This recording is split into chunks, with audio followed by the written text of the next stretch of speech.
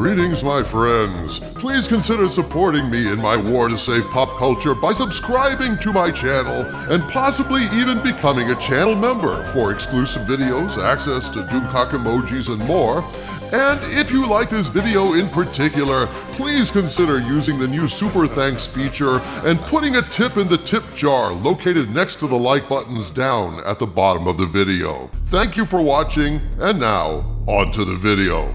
Greetings, my friends. I am Dictor Van Doomcock, the future ruler of Earth, broadcasting from my hidden base at the center of the Earth, and I am here to confess that the recent volcanic eruption is the result of my rage at watching the new Indiana Jones 5 trailer.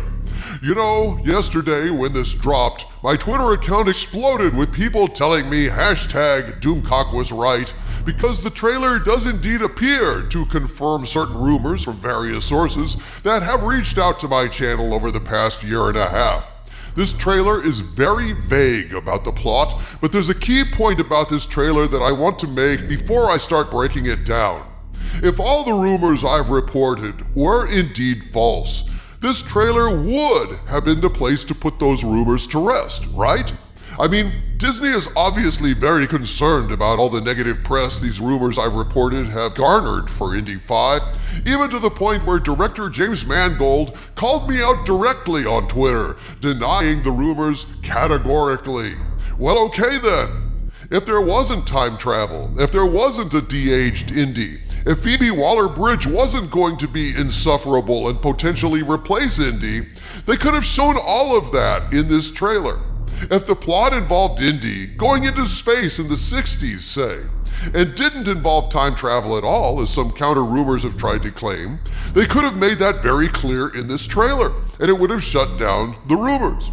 They show a de-aged, deep-fake young Indy in the trailer. There's no denying it. But that could be a flashback at the start of the movie. It's entirely possible still that this could be a flashback sequence, just like we had the flashback in The Last Crusade. It's possible this might not involve time travel, but if that's the case, why not make that abundantly clear in this trailer? With a voiceover from Ford saying something like, "I encountered this thing back in the 40s. I didn't know what it was then. Now 20 years later, I know its power, and we've got to get to it before they do." Something like that. There's many ways they could have debunked the rumors if the rumors weren't true. They would definitely want to change the narrative, stop the negative press, and have months of positive build-up for Indy 5 prior to its summer 2023 release, and try to put me in my place if the rumors weren't true. The vagueness of this trailer, and all the elements we can see of it, all seem to confirm our worst fears by the absence of contrary evidence, suggesting that once again, when it comes to time travel, de-aged Indy and Fleabag being an obnoxious presence in this film hostile to Indy, #Doomcock was right. But I must tell you, despite being a megalomaniac supervillain hell-bent on conquering the world, I take no pleasure in being right in this instance. And I'm sorry to say, after watching this trailer, Indiana Jones 5 looks just awful. Truly awful. All questions of rumors aside, just on the basis of this terrible trailer, Indy 5 looks like a box office bomb of staggering proportions.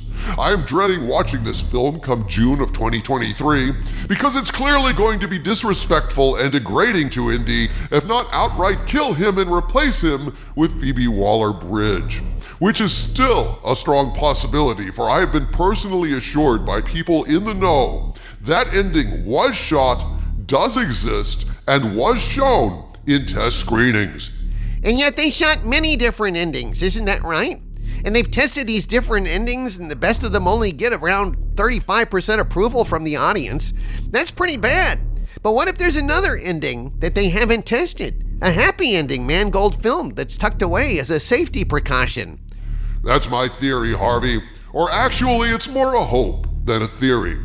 The fact that Mangold came out and stated flat out that replacing Indiana Jones was never discussed or even considered, despite all the leaks, makes me think he either has a good ending he's sitting on until KK can be pressured by higher-ups to come to her senses, and he's confident enough this will happen to go out on a limb and make that blanket statement, Or Mangold's got some kind of simple fix in the editing ready to deploy that can be put in at the last minute. Or there could even be a last-minute reshoot that could fix it. Regardless, I believe there's a chance, at least, this film will release without Indy dying and being replaced by Phoebe Waller-Bridge. Hell, from what I've heard, there are not only 4 to 6 alternate endings that have been tested.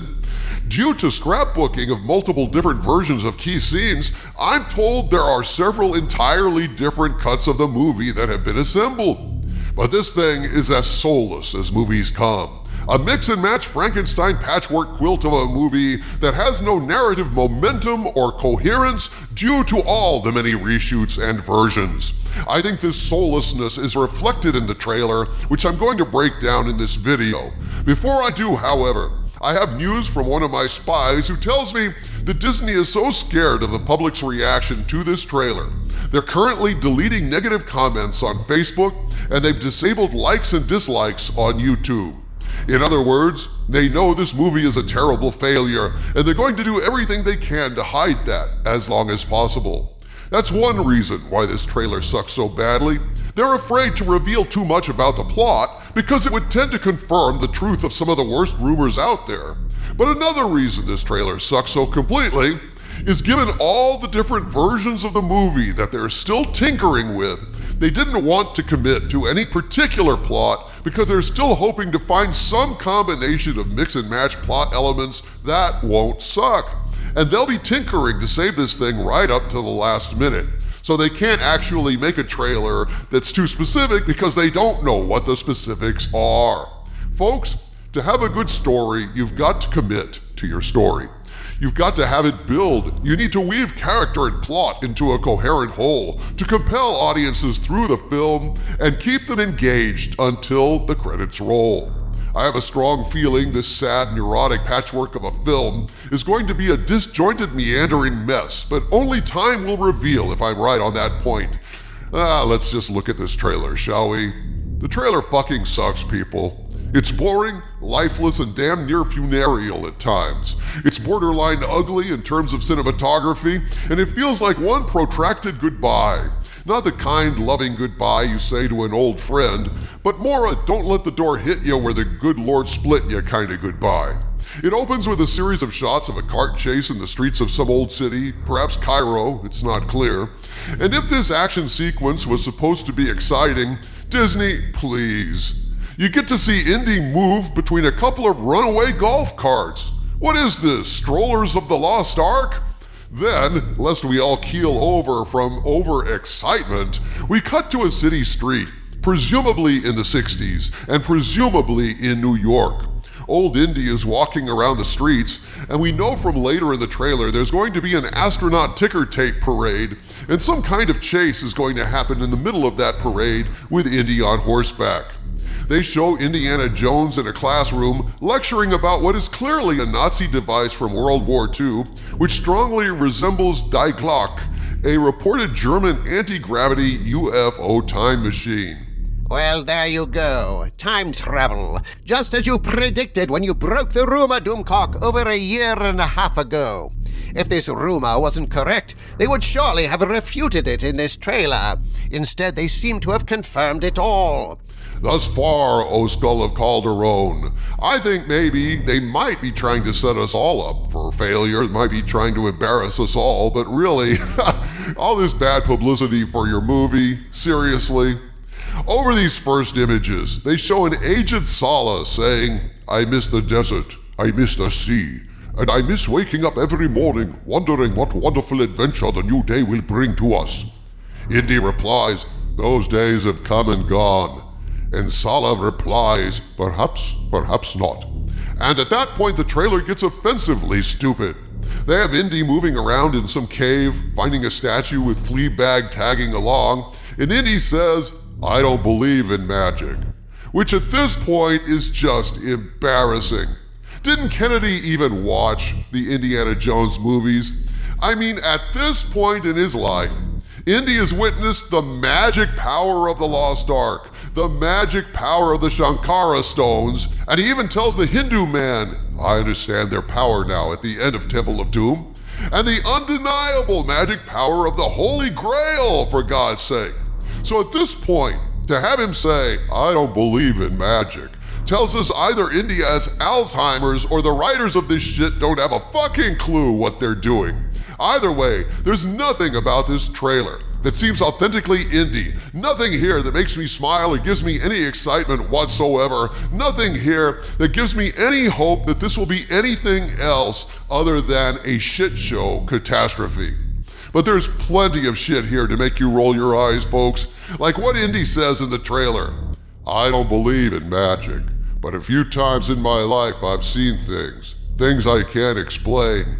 And I've come to believe it's not so much what you believe, it's how hard you believe it. Say what? Holy crap, what does that even mean? It's cringe as fuck. Hey, when you do a trailer, you want to put your best foot forward. And this just leads me to ask, is this all there is to Indy 5? The trailer is one of the most important tools you have to cut out the bad publicity and to get viewers excited. Is that bit of nonsensical dialogue the best clip they could find? What if I believe I can fly really, really hard? Grunt like I'm straining on the toilet? Can I fly like Peter fucking Pan? But this isn't the worst part of the trailer, folks. No, the worst part of the trailer comes straight from Fleabag herself, Phoebe Waller-Bridge. And my friends, they couldn't find even one line of dialogue that didn't confirm the rumor that she's there just to lecture Indy, judge Indy, insult and degrade Indy in classic Kathleen Kennedy fashion. Phoebe Waller-Bridge's one line in this trailer is a disavowal of Indy when he is asked, "Who are you?" Indy replies, "I'm her godfather." And Phoebe Waller-Bridge has to add in snarky fashion, "He's mildly related." He's mildly related. Har, har, har. I just love it when a minor talent takes a shot at a legend. Mark my words, folks. Helena, Phoebe Waller-Bridge, is going to be one of the most hated characters in Lucasfilm history, even worse than Rey, however this thing pans out. Folks, we still don't know how all of this is going to shake down. I think they left this trailer vague to give themselves some wiggle room to nip, tuck, and massage this movie to be as small a bomb as possible. But with Kathleen Kennedy in charge, an explosion of suck is damn near inevitable. Do not lose hope. There's still a chance Iger will put his foot down and refuse to release this thing without another major overhaul, but I'll keep my ear to the ground and keep you posted. From the center of the earth, this is Dictor Van Doomcock bidding you all, my friends, stay angry.